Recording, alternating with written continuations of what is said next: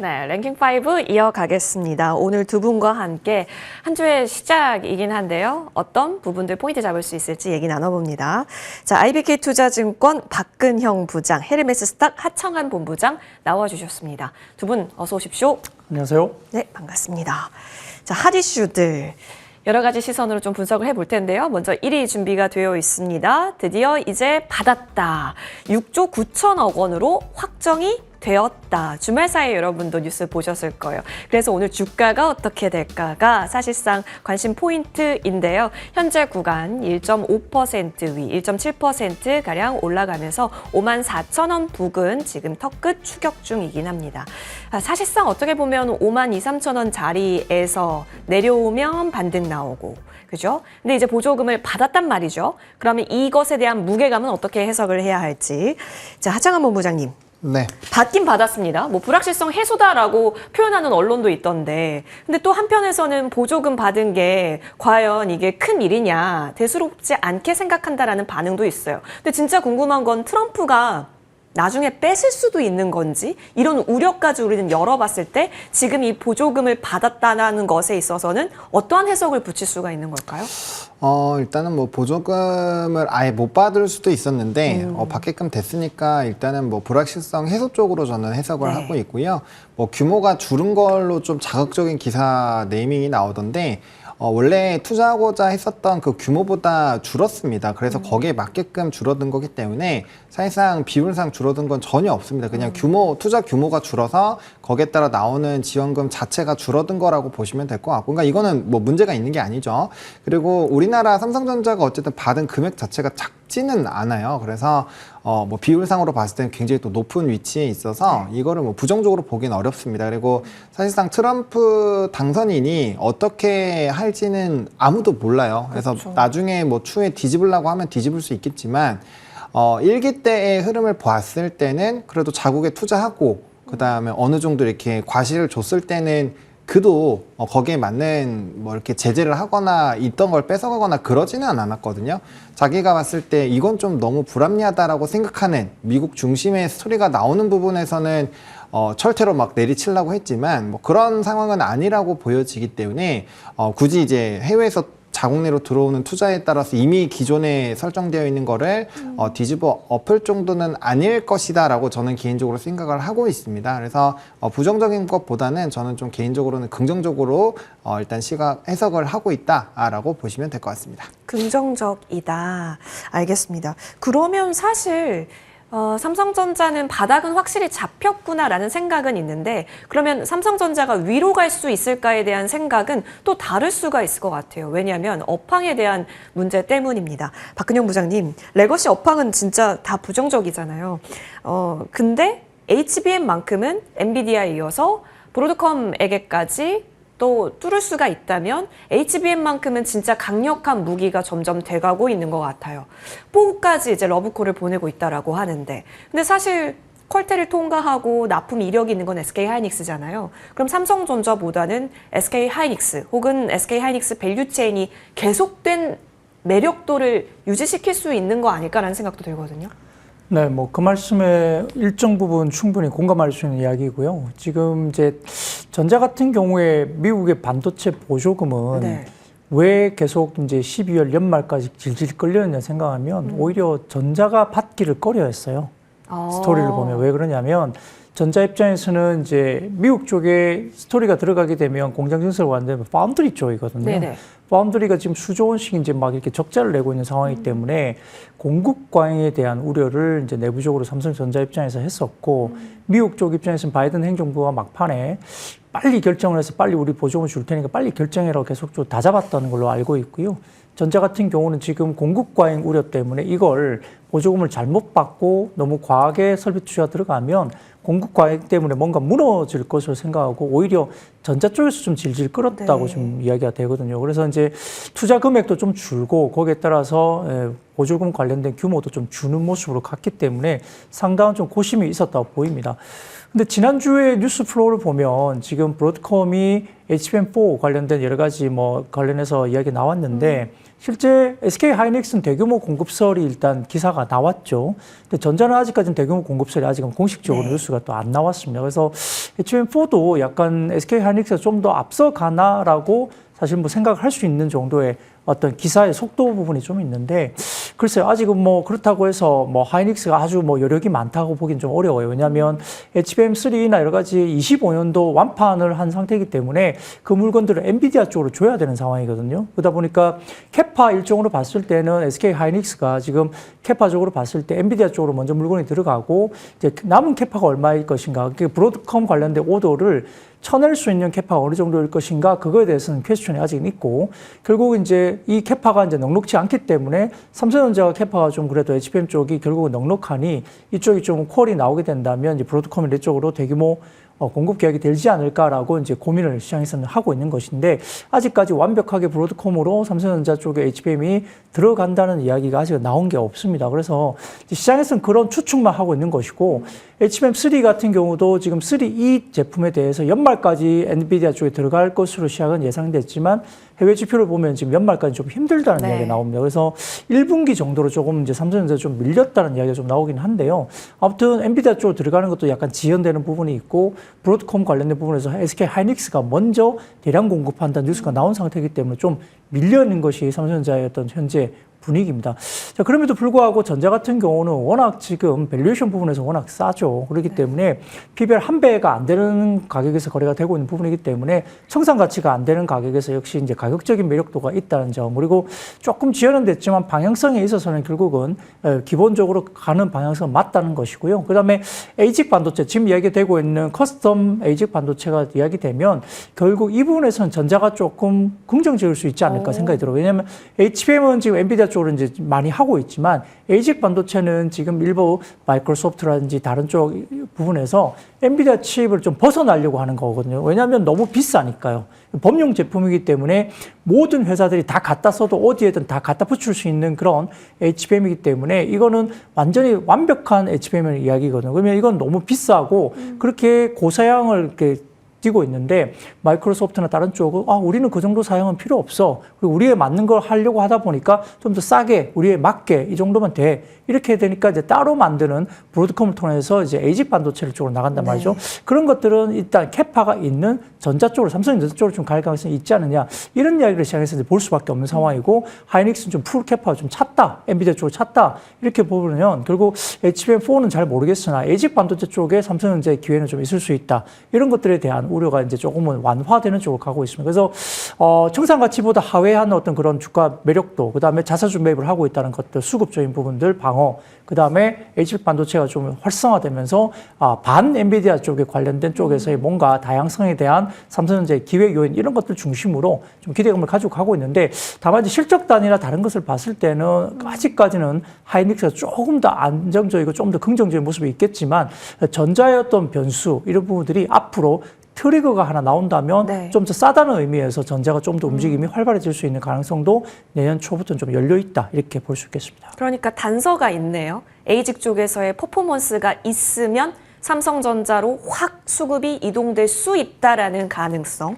알겠습니다. 뭔가를 보여줘야 하는 삼성전자인데, 사실 여기에 물을 엎지르는 건 아니지만 모건 스탠리가 에이직보다는 엔비디아, GPU지라는 최선호 종목을 이제 엔비디아로 설정을 했다라는 거죠. 이 부분은 하정원 본부장님 얘기 들어볼게요. 사실 CS2025에 또 이제 젠스당 나올 거고, 워낙 말을 잘 하시는 분이어서 어떤 기대를 또 자극할 수도 있고, 메모리 리세션을 맞췄던 모건 스탠리 쪽에서의 탑픽을 엔비디아로 잡았다. 근데 그 근거를 들어보니까 사실상 GPU 매출이 에이직 매출을 더 뛰어넘을 거고, 그거는 무시할 수가 없고, GPU 쪽으로 에이직을 썼던 구매자들이 전환할 수도 있다? 뭐 이런 얘기까지 나왔거든요. 이렇게 된다면 투자 아이디어가 지금 기대감을 좀 감소시켜야 하는 건가? 브로드컴 쪽으로? 이런 생각이 들어요. 여기서는 어떤 정리 주세요. 일단 뭐 가능성이기 때문에 저는 뭐 그렇게 생각을 하지 않고 있고요. 그 다음에 이제 뭐 지금 당장을 놓고 봤을 때 네. 당연히 뭐 엔비디아 쪽이 조금 더 우세한 부분이 있죠. 예. 그러다 보니까 토픽은 당연히 그렇게 하는 거고, 같은 논리로 보면은 하이닉스 대비했을 때 삼성전자를 선택하는 게 옳다고 얘기할 수 있죠. 왜? 에이직 부분을 다 삼성전자가 가져간다고 치면은 뭐 턴어라운드 되는 거잖아요. 네네. 그러면 차선호조 하이닉스로 선택한다고 해서 삼성전자를 투자하지 말라는 얘기랑 똑같은 로직이 되거든요. 그래서 저는 뭐 그런 부분에서 흔들릴 필요가 없다라고 보고 있고요. 이제 이 브로드컴 자체도 공부를 해보시면 스토리가 굉장히 좋아요. 그래서 네. 저는 뭐 지금 이러한 뭐 이쪽에서 엔비디아를 토픽으로 골랐다고 해서 브로드컴을 집어 던져야 된다. 요거에 대해서는 저는 개인적으로 동의할 예. 수 없다고 보고 있고요. 물론 이제 각각의 치고 나가는 구간들이 다를 수는 있겠죠. 근데 투자라는 것은 뭐 이 흑백 논리가 아니기 때문에 엔비디아가 성장한다고 해서 무조건 이제 브로드컴이 망가지는 것도 아니거든요. 그래서 그런 관점에서 보시면 좋을 것 같고, 결과적으로는 두 가지 모두 다 AI가 꺾이면 안 됩니다. 네. 그러다 보니까 그런 관점으로 보시기보다는 AI 산업 자체가 꺾이는지를 보셔야 되는데, 뭐 저는 개인적으로 성장 초입으로 보고 있는 상황이어서 뭐 두 기업 모두 다 좀 좋은 기조가 만들어질 것 같고요. 또 엔비디아는 일단 기대감이 너무 높은 종목이라서 아무래도 이제 그 기대치를 못 맞출 때마다 이제 다른 쪽으로 수급이 아마 돌 거고, 최근에 그런 흐름들이 꽤 많았어요. 그래서 저는 뭐 이제 엔비디아를 필두로 해서 뭐 팔란티어나 요 브로드컴 그리고 마이크로소프트 정도까지는 같이 포트로 형성을 해 놓으시는 게, 이전에는 뭐 엔비디아로 집중을 했다라고 한다면 지금은 조금 이렇게 나눠서 하시는 게 조금 더 안정적이고 단단한 포트폴리오가 될 수 있지 않을까, 이렇게 생각을 하고 있어서 오히려 좀 여러 가지 종목을 더 확대해서 보자라는 관점으로 말씀을 드리고 싶습니다. 그렇죠. 사실 어느 순간 그 엔비디아 브로드컴의 대결 구도처럼 만들어지는데, 사실상 AI의 흐름 속에 있어서 양립하면서 잘 같이 성장할 수 있는 단이라고 한다면 여기서 뭐 흑백 논리처럼 투자 아이디어를 가져가지 말자라는 얘기 들어볼 수 있을 것 같습니다. AI 산업 사이클이 가면 갈수록 계속해서 필요한 쪽이 또 있습니다. 전력 설비단인데 다음 질문 드려볼게요. 그 변압기 수출 데이터도 괜찮았습니다. 근데 문제는 가는 종목만 간다는 것 같아요. 어느 순간부터 가다가 왜 멈춰 있지? 이런 종목도 많이 보여서요.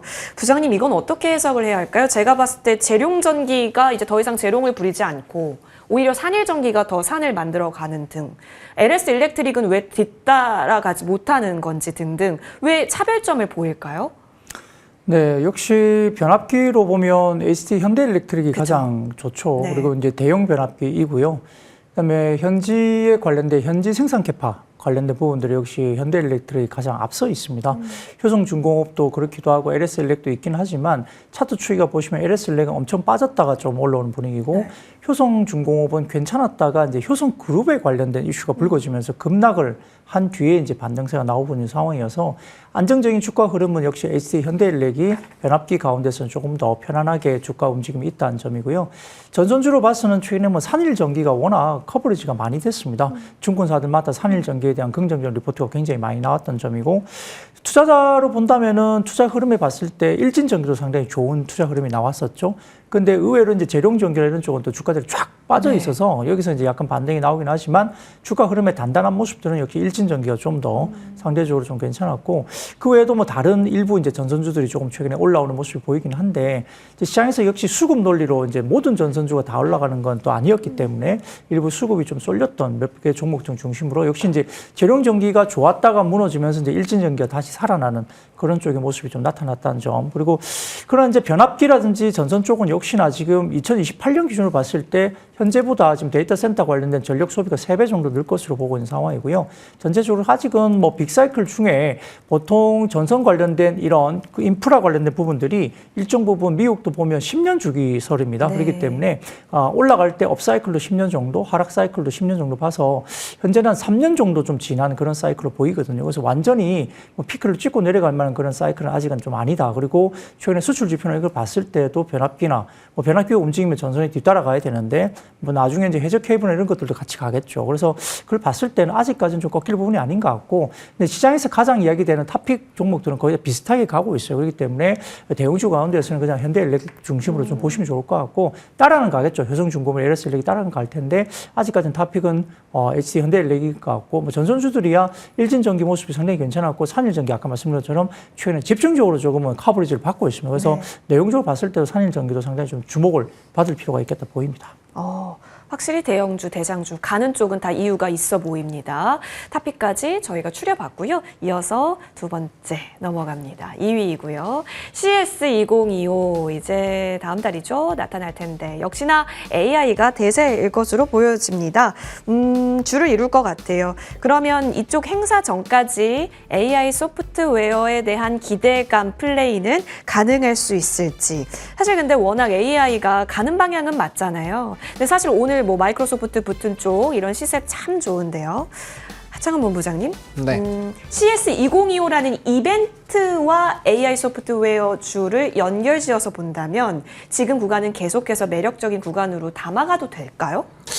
뭐 조금 더 상승을 할 수 있겠지만 좀 이미 반영이 어느 정도 됐다라고 보는 게 맞지 않을까 싶어요. 왜냐면 벌써 바닥에서 100% 넘게 올라왔기 때문에 물론 각각의 이슈가 있고 그 평가가 어떻게 되는지가 좀 상당히 중요할 것 같습니다. 이제 뭐 대표적으로 이제 참석하는 이스소프트 같은 경우는 페르소 AI를 좀 공개를 하고요. 뭐 마음 AI 같은 경우도 이제 전시회에서 거대 언어 모델이죠. LLM 관련된 부분에서 좀 오픈을 하고 또 이제 음성 대화 제품이죠. 수다를 선보일 예정이고요. 그 다음에 폴라리스 오피스 같은 경우도 AI 노바 이런 것들을 좀 공개를 할 예정입니다. 만약에 공개 이후에 평가가 너무나도 좋다라고 한다면 추가적인 상승이 나올 확률이 높지만 그게 아니라고 한다면 지금 벌써 이슈들이 계속적으로 부각이 되고 있고 거기에 따라서 주가가 올랐기 때문에 오히려 세론이 될 확률이 높습니다. 그러니까 이제 관련된 이슈가 너무 좋아서 시장에서 와 이건 진짜 찐이야 이렇게 생각할 정도가 아니라고 한다면 바닥에서 많이 오른 종목군들은 보통 세론이 될 확률이 훨씬 더 높다라고 생각을 하시고 보시는 게 맞을 것 같고요.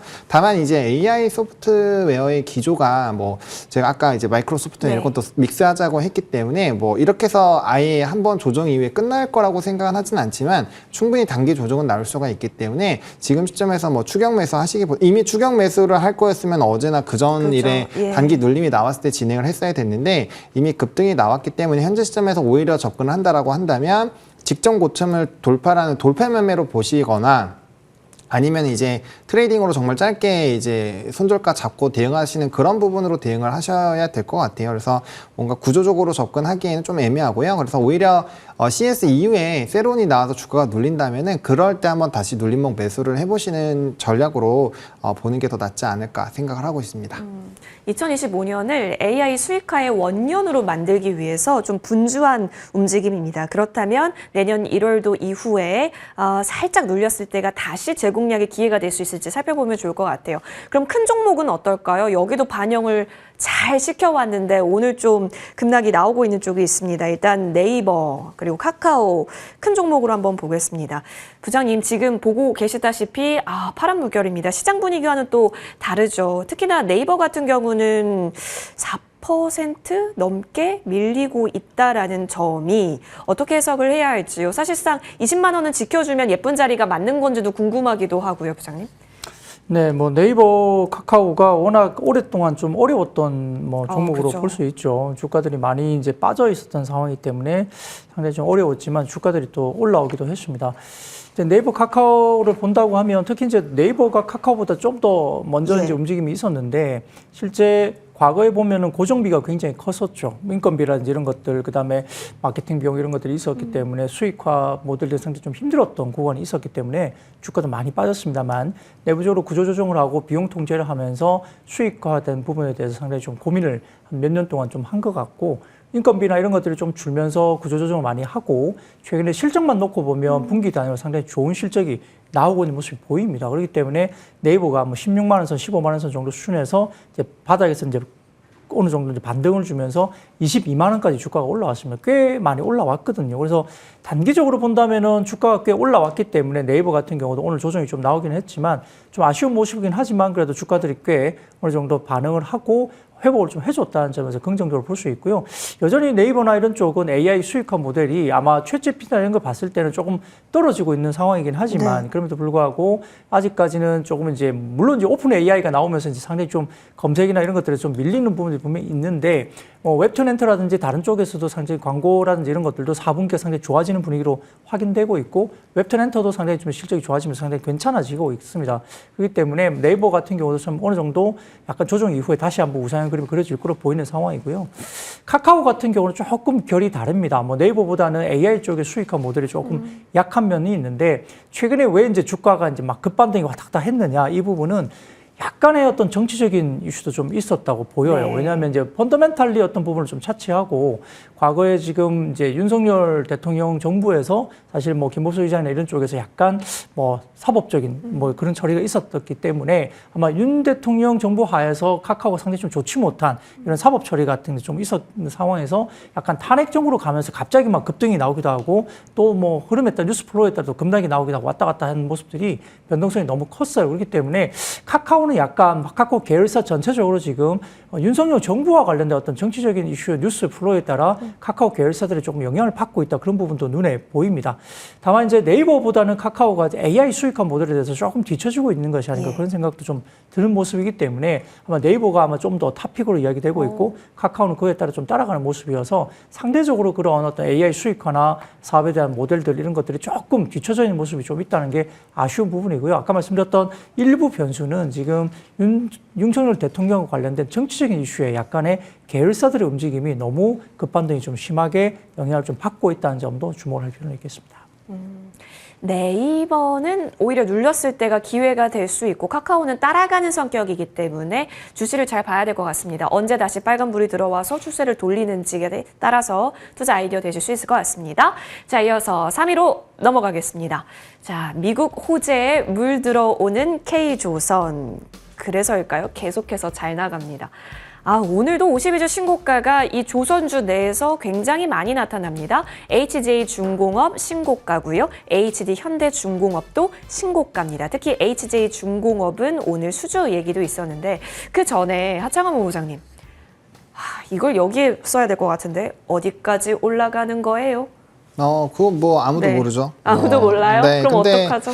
근데 뭐 그거를 정해놓고 보실 필요가 있을까요? 항상 이제 신고가 나오면 어디까지 갈까 이걸 좀 물어보시는 그쵸. 질문이 나오는데 좀 개인적으로 그런 질문 좀 이해가 안 되거든요. 왜냐면 산업적으로 계속 성장을 할 건데 네. 그거는 이제 본인이 어디서 내릴지를 그냥 생각을 하면 되는 거고 일단 산업적인 성장이 꺾이는지를 보시는 게 더 중요할 것 같아요. 왜냐면은 지금 조선업 같은 경우 스토리가 상당히 좀 긍정적인 게 일단 기존의 본업부터 보시면 굉장히 좀 탄탄하죠. LNG 수주가 이미 굉장히 많이 깔려 있는 상황이고 추가적인 수주 모멘텀이 이제 좀 나오는지가 핵심이었는데 이게 LNG 프로젝트가 다시 재개가 되면서 16개가 다 진행이 되면 적어도 한 230척 정도는 아마 추가적인 발주가 나올 수 있다라는 스토리로 이어졌고 우리나라가 이제 중국과 경쟁을 했을 때 경쟁력을 확실하게 가지는 게 또 이제 이런 친환경선이거든요. 그래서 아마 시장 점유율 적어도 60%는 가져올 거니까 그렇게 된다라고 한다면 우리나라에 120척 이상 들어올 거고 그럼 거기에서 이제 HD그룹 같은 경우 또 60% 이상을 가져오기 때문에 그렇게 되면 이제 물량이 안정적으로 또 챙겨져 나간다라는 거죠. 그래서 이제 중국과의 경쟁 부분에서 좀 노이즈가 있었는데 뭐 이러다가 또 모잠비크나 카타르에서 또 대규모 수주 나오면 또 플러스 알파 요인이 막 붙어주는 거죠. 그래서 그런 스토리로 일단 본업이 굉장히 탄탄해진 상황에서 환율 효과도 좀 받고 있는 상황이고 그다음에 추가적으로 MRO라든지 뭐 잠수정이라든지 이런 뭐 군함 관련된 노이즈가 계속적으로 긍정적으로 작용을 하고 있습니다. 그래서 이런 시계열을 빠르게 만들어줄 수 있는 기대감이 좀 높아지고 있고 거기에 따른 또 미국에서의 뭐 상원 하원들이 모여서 이제 법도 이제 좀 제기를 한 상황이고요. 그러니까 스토리가 너무 좋아요. 그런 상황에서 상단을 뭐 지금 여기서 10% 더 올라갔다고 해서 끊어버리고 이럴 필요가 없다라는 거죠. 그래서 이 좀 상방은 이 상황에 따라서 좀 변동성이 나올 것 같고 만약에 이런 기조로 가게 되면 적어도 이제 주문이 들어오고 인도까지 가는 데까지 2년은 잡아야 되니까 LNG 프로젝트 이런 터미널이 잘 진행이 돼서 프로젝트가 진행이 되고 거기에 나오면 그래도 26년, 27년까지는 열어놔야 된다라는 얘기거든요. 그러니까 상당히 오랜 기간 동안 올라갈 수 있다라고 말씀을 드릴 수 있고 제가 이 얘기는 랭파 저도 꽤 오래 나왔기 때문에 계속 말씀드리지만 턴 할 때부터 계속 이 얘기는 똑같은 스토리로 말씀을 드렸거든요. 그래서 너무 짧게 볼 필요 없다. 추세가 아예 무너지는 거 아닌 이상으로는 그냥 계속 끌고 가야 된다. 이 얘기를 계속 드리고 있기 때문에 일단 산업 사이클이고 변압기랑 똑같습니다. 산업의 사이클이 지금 굉장히 길게 작용을 할 거라고 보여지고 있기 때문에 저는 특히나 이제 수주 기반, 본업 기반으로 탄탄한 산업군들부터 보시는 게 맞을 것 같고요. 그래서 저는 HD 한국조선해양을 토픽으로 보고 있는 상황이고 추가적으로 이제 내가 MRO에 좀 관심이 있다. 그럼 이제 뭐 하나오션, 필리조선도 다 인수하고 안으로 들어갔으니까 뭐 그런 식으로 좀 보시는 게 맞을 것 같은데 지금 시점에서는 한조회를 필두로 해서 조선 기자재를 보시는 게 좀 더 나을 것 같고요. 그다음에 MRO는 조금 더 이제 롱텀으로 더 추가적인 가시화가 나올 때마다 이벤트 플레이를 하시는 게 조금 더 안정적이지 않을까 이렇게 생각을 하고 있습니다.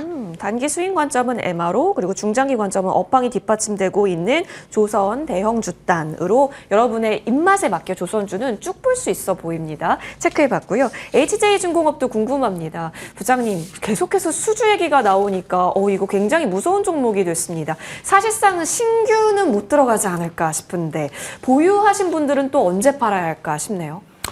네, 뭐 지금 신규로 봤을 때는 사실 사기가 좀 부담스러운 모습이고요. 오늘도 뭐 입꼬리를 많이 달고 내려오고 있기 때문에 단기 슈팅은 좀 어느 정도 한번 나온 것 같습니다. HJ중공업은 최근 들어서 뭐 수주 공시나 어떤 공시들이 물 들어올 때 노젓는다고 조선주 아니랄까봐 지금 그러고 있거든요. 그래서 이제 상당히 긍정적인 모멘텀을 많이 이제 신규로 공시를 많이 냈기 때문에 상당히 좀 주가가 또 많이 올라왔고요.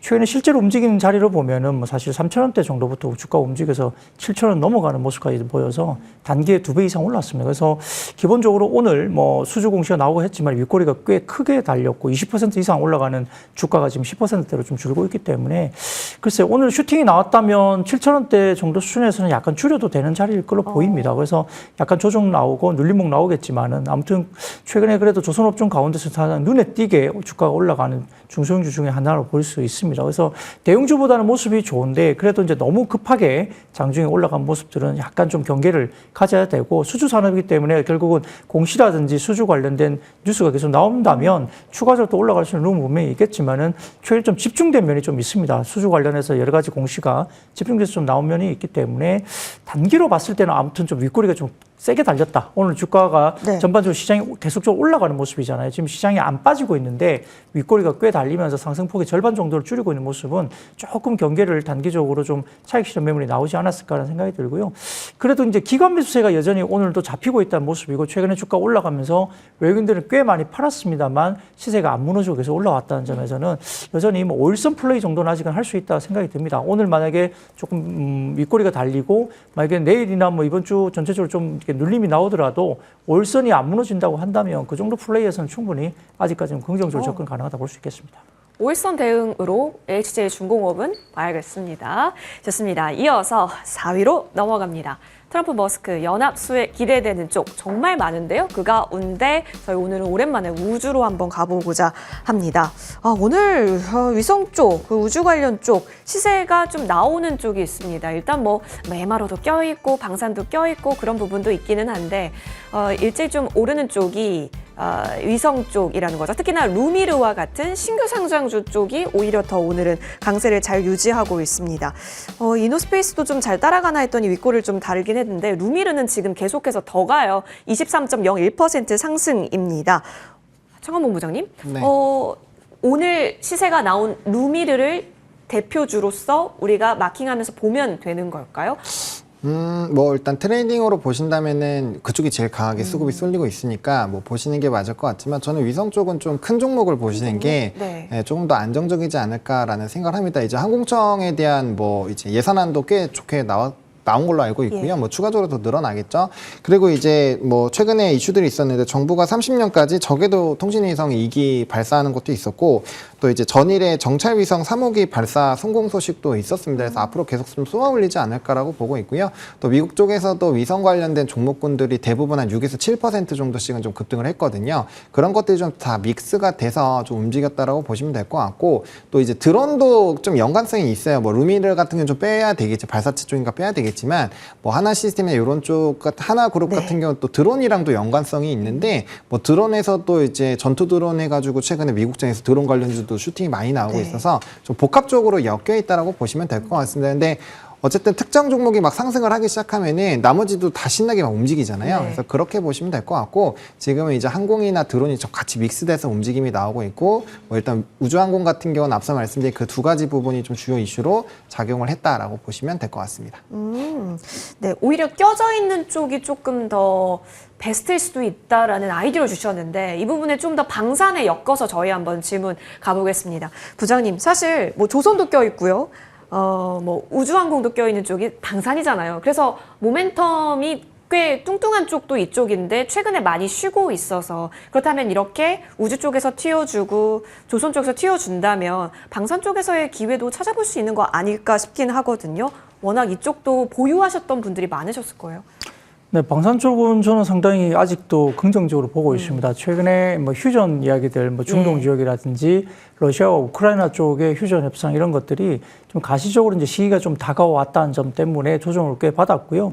두 번째로는 이제 지금 윤석열 대통령 탄핵 이슈가 좀 불거지면서 방산업종들이 보통 B2B, 그러니까 정부와 정부 사이에 이런 이야기들이 나오고 있는 부분이죠. G2G입니다. G2G. 네, 죄송합니다. 그러다 보니까 이게 정부와 정부 사이에 약간의 뭐 계약, 약속, 그리고 이제 그 금융 지원 이런 것들이 이제 워낙 큰 금융 지원이 이제 뒤에 뒷받침돼야 되기 때문에 약간 좀 어려워지는 거 아닌가? 윤석열 대통령이 이제 탄핵 정부로 가니까 이런 것들 좀 지연되거나 그럴 수 있지 않을까?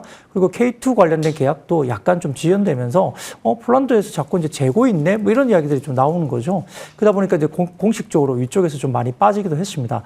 단기적으로는 트럼프 당선자가 어쨌든 간에 지금 아주 큰 소리를 쳐놨지 않습니까? 휴전 또는 뭐 이게 종전을 하겠다라고 큰 소리를 쳐놨기 때문에 그와 관련된 이슈와 맞물리면서 센티적으로 봤을 때 여러 가지 부분에서 좀 단기에 좀 눌림목이 나올 수 있다는 점을 인정할 수밖에 없는데 그렇다고 해서 방산 쪽이 죽을 것이냐 피크아웃 받느냐 그건 좀 아닐 것 같아요. 왜냐하면 우선적으로는 뭐 중동이나 러시아, 우크라이나 관련된 부분들이 조금 소그라들더라도 제3세계 그러니까 제3지대가 결국은 이제 동남아라든지 이쪽에 군 현대화 관련된 부분이 상당히 크게 지금 아마 자금 집행이 될 걸로 보이고요. 두 번째로는 나토입니다. 나토가 상당히 중요한데 보통 나토 내부에서 지금 가장 큰 돈을 쓴 것은 미국입니다. 그런데 트럼프 당선인이 우리는 돈 이제 더 이상 안 쓸 거라고 이야기를 하는 것이고요. 각자 나라는 각자 돈으로 지키라고 이야기를 강하게 할 거고 나토에 대해서는 지금 GDP의 2% 이상을 방위비로 쓰는 것으로 권고 기준이 있는데 이 기준을 3%로 올린다고 이야기했다가 지금 오늘 아침에 뉴스는 트럼프가 다시 5%까지 추가적으로 더 올리겠다는 이야기를 하고 있는 것 같아요. 그러면 나토에서 GDP 대비 5%로 2배 이상 기존대비 올린다면 물론 이제 2%를 안 지킨 유럽국보다 꽤 많습니다만 3에서 5%까지 올리게 되면 상당히 많은 지출을 국방비에다 해야 되거든요. 그렇게 되면 우리나라에게 특히나 뭐 유럽 쪽은 특히 한국의 수출 지표로서는 상당히 방산업종에는 좋은 시장이 유럽입니다. 그렇기 때문에 이런 부분에서 아마 수출 관련된 부분들이 상당히 좀 활기가 뛸 가능성이 있다는 점을 봤을 때 아마 K2 관련된 2차 계약건이 좀 지연되는 것은 현지화 생산과 관련된 여러 가지 이슈가 조금 첨예하게 약간의 이견이 좀 있는 걸로 보이는데요. 그래도